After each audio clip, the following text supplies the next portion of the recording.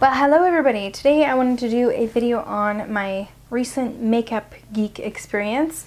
I know this is probably not, a big amount of news for most people because Makeupgeek has been out for a while as far as Marlena's makeup line.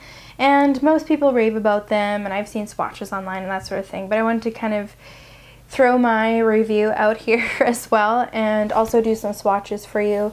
I have a link to a blog post which kind of gives you more pictures and detail and that sort of thing, so if you want to check out that, the link will be in the information box down below as well. Alright, so the first thing I'm going to talk about is the Z palettes. Now these are limited edition from Makeupgeek, and you can see on the back of each palette it says designed by Makeupgeek. And I will tell you a little secret which I've never really said before. I had a black Z palette quite a while ago and I did not like it, and I don't really like Z palettes because they are cardboard, so they're not really durable. I don't particularly like putting them in my kit because they get banged, they get squished, they get kind of dense in them, and they get easily, destroyed. But I have to say, when I saw the design on these ones, I was totally sold. It totally suckered me in, and I intend to use these just for tutorials so that I can easily show you guys the colors I'm using. And also I can see what am I going to do today with my tutorial. So for me, this is a really happy purchase. I love them. And to be honest, when I compared the price, as far as, I'm in Canada, so I always have to pay like customs and exorbitant shipping and that sort of thing. But when I compare the price to a local place for the actual Z palettes, like the regular, just black, pink, all the regular kinds, they're pretty much the same price. So for me, I was more sold to get these because they're limited edition. So if you like them and if you want them, I imagine you'll have to pick them up pretty soon because I don't know how long her custom palettes last. But anyways, I'm super happy. Super happy with this purchase. And now on to the eyeshadows. So here are the Makeupgeek eyeshadows I picked up. On the top row we have Shimma, Mango Tango, Shimmermint. This is Preppy, Chickadee, Wisteria, Underrated, Bitten, and Stealth. So I picked these eyeshadows because I don't really have shades that are really exactly like this, and I wanted to try to incorporate some new colors into my collection because if you saw that last palette, there's so many browns. I still got a brown, but it is unique. I don't have any color like this, and I'm gonna do some swatches for you. Okay, so the first color is called Shimma, and just swatches on my finger and on my hand, and I'm not using any base because I just want to show you kind of the raw swatch. And you can see that this really just creates an iridescent sort of look on the skin. So yeah, it's a very kind of universal just highlight color. So the next one here is called Preppy, and I actually have some of this in my crease here. There will be a link to this tutorial somewhere because I did want to use a little bit of the Makeupgeek eyeshadows in a tutorial just to see how they performed. And this is the swatch on the finger, and here is the swatch on my hand. And again, there's no primer or anything. This is just the natural swatch.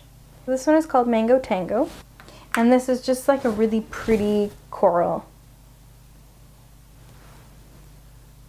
So it's just a really pretty matte coral, and I really like this because I definitely don't have anything like it in my collection. So this one is called Chickadee, and it really is just, it's got that very, kind of chick orange color, chick golden orange I should say. And this also is a matte, so there it is on my finger, and there it is swatched. So obviously with a base, and maybe I should just show you this one with a base so you can see how much bolder this would actually show up. Okay, so right here I put a little primer just to show you that, you know, it does get quite bolder when you use a primer. This one's called Unexpected, and I was really looking forward to trying this one because it's like a mauvey, you know, it's like a very dusty mauve color. Here it is on my finger, and I'll just do a little swatch here. And this one actually comes off pretty light. I think this is one that you'd need to use a primer for. So that's kind of, you know, essentially what it would be like with a primer. So even though that one's fairly sheer, I definitely think I'm going to enjoy using it and incorporating it into looks. And obviously with all of these eyeshadows, you guys will see me using them in upcoming tutorials. So yeah, that was Unexpected. So the next one here is called Bitten. This is also a matte. Here it is on my finger, and here it is swatched on the hand. And I can just tell you with a base that that's going to be quite bold. So this one is called Shimmermint, and I actually do have a color kind of similar to this, and it's basically like a golden green. Hopefully you can see that. So it is shimmery, very pretty though. This one is called Wisteria, which is, you know, like a lilac kind of purple. I'm excited to kind of play with this color because I don't have that many purples, and or at least really I don't have any light purples, so this is going to be kind of a fun one to play with. I find that most of these matte eyeshadows blend really nicely, and that Wisteria one feels really soft and silky, and I really like that. So the last one is called Stealth, and this is basically like a steel blue gray. So there it is on my finger, and there it is on the hand. And actually, if I just layer it, it actually comes off pretty well. Initially it's quite sheer.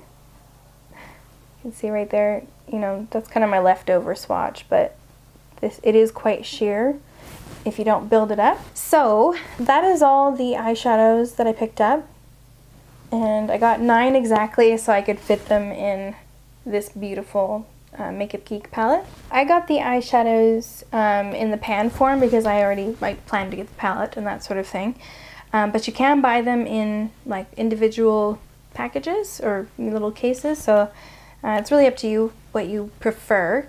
But I thought the packaging that the eyeshadows came in was really fantastic, very professional, and the ingredients are kind of listed on the back. And there's actually a little insert. I don't know if you'll be able to see that, but there's actually a little message from Marlena on the package, and it's just a really nice, sweet touch, I thought. Here's the packaging for the loose eyeshadows, pigments, whatever you want to call them, and this is what it looks like out of the box. I got 2 different ones. I got Afterglow and then the super coveted Utopia one, which I do have on, I am wearing on my lid here. So I only got 2, so I can't really give you a huge review on all of them because I know that they're going to have different textures and, you know, different pigmentation and that sort of thing. I will say the packaging is slightly different on these, and I'm not totally sure why, if maybe it's just, you know, new packaging kind of thing. This one's definitely a little bit, I don't know, it feels a little bit, oh maybe it's taller, I don't know. Either way, the Utopia one, because it's quite glittery, has a little spout in it. You can kind of see the shade in the top there. I will swatch it on my hand for you. And the other one is really, there's no sifter, it just is how it is, like open like that. And on the dry swatch, it's got that, you know, a lot more of a golden kind of shimmery kind of effect. You can see that right there. And then the wet swatch kind of brings out the peachy elements to it.